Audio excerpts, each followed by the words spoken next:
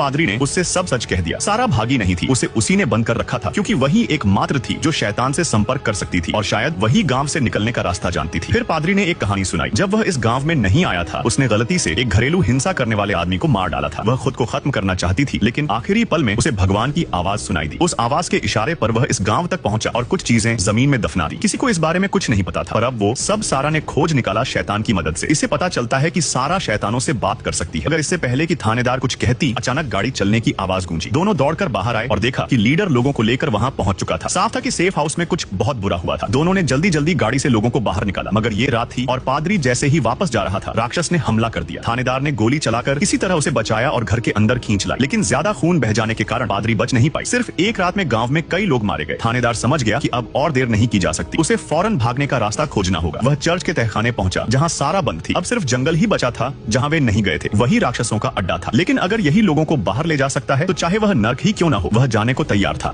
जंगल में साफ था कि कोई नहीं था, पर पेड़ों पर कांच की बोतलें टंगी थीं और जैसे ही थानेदार ने एक बोतल उतारनी चाही, सारा अचानक दर्द से तड़प उठी और फिर बेहोश हो गई। कोई रास्ता न होते हुए थानेदार को वहीं रात बितानी पड़ी, लेकिन यह जंगल राक्षसों का अड्डा था। रात होते ही वे बाहर आकर इंसानों को खा जाते थे। थानेदार केवल भूत प्रेतों को दबाने वाले ताबीज पर भरोसा कर सकता था और इसी दौरान सारा अचानक जाग गई और देखा कि थानेदार ने एक बोतल उठा ली थी। उसके अंदर बस कुछ अजीब से नंबर थे जिन